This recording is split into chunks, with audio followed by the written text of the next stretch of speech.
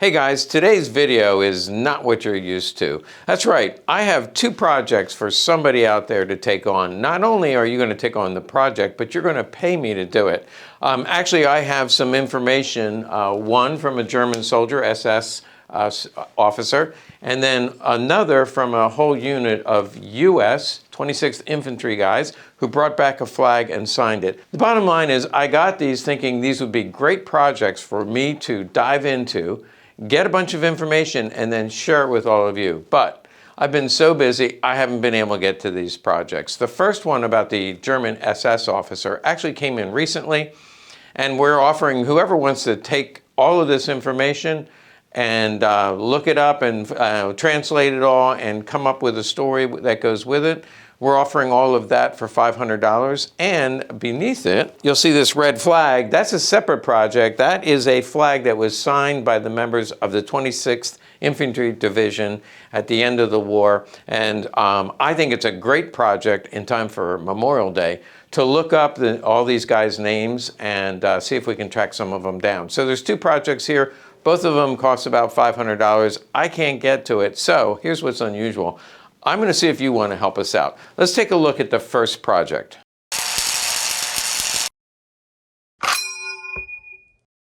Okay, this is project number one. Everything above the red flag is all one project, and it is documents from this man, the family of this man, who is Friedrich Ringsdorf. Friedrich Ringsdorf, obviously an SS officer. We know a little bit about him from me reading this, but there's more information than I could possibly go over. And then what I assume is a girlfriend, Irmgard Steffens. Irmgard Steffens. The reason I think that must be his girlfriend, maybe later became his wife, well, first of all, they have different last names. But all of this information was found together, so they had a connection, and after they both passed away, this information came to me. Now, there's a lot more than just what's here, and especially like some of these handwritten letters, I'm sure they're fascinating, but it's very lightly written, very hard for me to read. I can barely make out some of the German documents, and I'll tell you a little bit about what I know. So, for example, I know they were very involved in their church. There's a lot of references to their confirmation classes and different dates for genealogy, all that went through a Lutheran church. Maybe this was their church, but there's a lot of information here to be discovered, and one of the most interesting ones was what happened to Friedrich after the war. But I'm just going to show you some of these documents. By the way, we have German viewers. I would just love to see one of our German viewers take this on, maybe resurrect some of the history. But we have this document, double-sided. You can see that document has Irmgard Steffens on there, and that's 1939, May of 1939. Here's an official document from 44.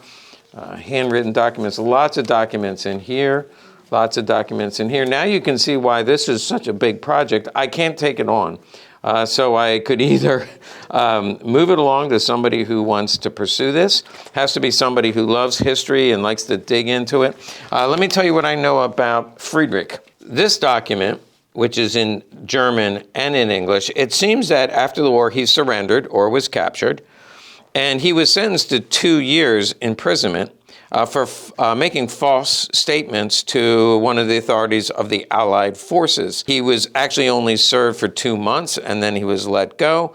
It seems that there was an investigation, and they found that he was not guilty of any war crimes, but he did lie about not being in the SS. So what must have happened is the war ended, he faded into the population, he was questioned for some reason. He said he wasn't in the SS. They proved that he was, and so he was in prison for making a false statement. But the good news, while he was in prison, he was a good little boy, didn't get in any trouble, and they also found that he had not, again, what I'm reading in these notes and documents, he wasn't guilty of any war crimes, so they let him go. I don't know what happened to him after that, but as I said, there's a lot of documents here. There's a lot of genealogy, such as this, and this is family records. And I think probably during the war, they had to prove that they had no They didn't come from any Jewish seeds, Jewish line, so they had to show their Aryan roots. So there's documents about that. Again, all of this is more than I have time to pursue, but I think it would be fascinating if somebody from Germany wants to take on this project. We'd love to have you take it, and then if there is some follow-up, we will do a follow-up video. Now, as interesting as that is, this next project I find even more exciting, and I would love for somebody to track this down. Okay, this one is so exciting for me because if you played Capture the Flag as a young boy or young girl, we know that when armies came in, you always would capture the flag. And so, of course, the GIs in particular, and this was both the Pacific War and the European or the German Nazi War, we know that they like to tear down the flags, and they also would sign them. This came to me from a local family. They said their father brought it home, 26th Infantry Division. We can see right here, his name is John Burry, 26th Infantry Division. This is a copy of some of the documents. He was in the infantry. We can see he was in the Ardennes, Central Europe, Rhineland, and all the way to the end of the war. Actually, it was, I think, in 46 before he came home. One other interesting thing I saw here is the state of Pennsylvania in 1946, state of Pennsylvania, governor. He authorized bonuses for the number of months that you served. And so domestic service, he got $90 for foreign service, 18 months. He got $360 from the state of Pennsylvania as a thank you for your service. So I was not aware of that. But here's what I thought somebody could research. I took this in thinking I was going to take this on. I can't tell you how little time I have. I just don't have the time to take this project on, and I think somebody out there is going to absolutely love doing this. Okay, so here he is, John Burry. And he's from Drexel Hill, by the way, which is just down the street. It's only about 15 minutes from here. And as I said, his family brought us this flag. We can see Private First Class Harmon Sutherland. He is from Virginia. Now, whoever does this project, we're not going to track down every one of these guys, but if we got some pictures and information, we could have a reunion of sorts of all the guys that served and signed on one day in 1945. Let's take, I can't read them all, but here's Al Mussing. Right here we have Grover Pace, and he is in Franklin, Louisiana. Here's a guy from Ohio, Doyle. I'm not sure of the last name. I see Paul Templeton, I believe, and he's in Dallas, Texas. I'm headed there myself, going down to visit my brother. And here's Private Roy. I can't really read it. Brunswick, Maine, all over the country. This gentleman, this veteran, is from New Jersey. Here we see Sergeant Dennis Miller, and he looks like he's from Indiana. I was born in Indiana. And then David, I think it's Parsons, Sergeant David Parsons, he's on here.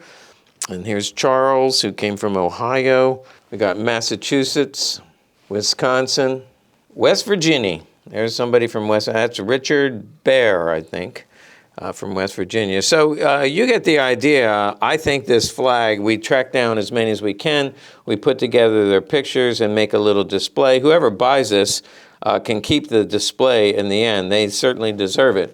But in the meantime, we would like to do like a follow-up video and see how many of these guys we can track down, where they were in Germany, how long they served, and whatever became of them. So the best way to let us know that you're interested, again, if you're from Germany or speak German, you have those resources. There's a lot to track down. And then this would be a real labor of love in time for Memorial Day.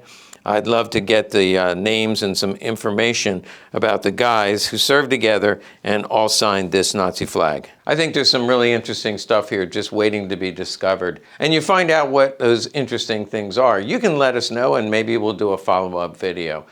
So make sure you like and subscribe to our channel just in case we have part 2 of this local find.